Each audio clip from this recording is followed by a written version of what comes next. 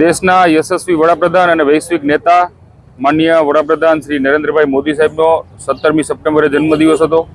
આ અંતર્ગત ભારતીય જનતા પાર્ટીના કાર્યકર્તાઓને એક સેવા પખવાડાનું આયોજન એટલે કે 17મી સપ્ટેમ્બરથી ચાલુ કરી અને 2 ઓક્ટોબર રાષ્ટ્રપિતા મહાત્મા ગાંધીજીના જન્મદિવસ સુધી સતત અલગ અલગ કાર્યક્રમો થકી લોકોની વચ્ચે રહી અને સેવાના માધ્યમથી ભારતીય જનતા પાર્ટી જ્યારે પંકાયેલી છે ત્યારે અનેકવિધ કાર્યક્રમોની હારમાળા પૈકીનો આજનો જે કાર્યક્રમ હતો એ કાર્યક્રમ હતો નરેન્દ્રભાઈના જીવન કવન અને એના જીવનમાં મેળવેલી સિદ્ધિઓની એક પ્રદર્શનીનું આયોજન તળાવની પાળ ગેટ નંબર 2ની સામે કરવામાં આવ્યું હતું।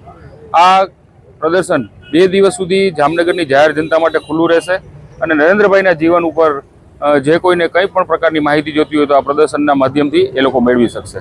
આ ઉપરાંત સેવા પખવાડાના માધ્યમથી 15 દિવસ સુધી અલગ અલગ કાર્યક્રમો એટલે કે બ્લડ ડોનેશન કેમ્પ હોય, વિકલાંગ બાળકોનો સન્માનનો ક્યાંય કાર્યક્રમ હોય કે આ ઉપરાંત અત્યારે ભારતીય જનતા પાર્ટીનું સદસ્યતા અભિયાન પણ પૂરજોશથી ચાલે છે। તો આ દરેક કાર્યક્રમોમાં સદસ્યતા અભિયાન પણ અમે કરવાના છીએ। સ્વચ્છતાના અલગ અલગ વોર્ડમાં કાર્યક્રમો થવાના છે। આ ઉપરાંત વૃક્ષારોપણના કાર્યક્રમો થવાના છે।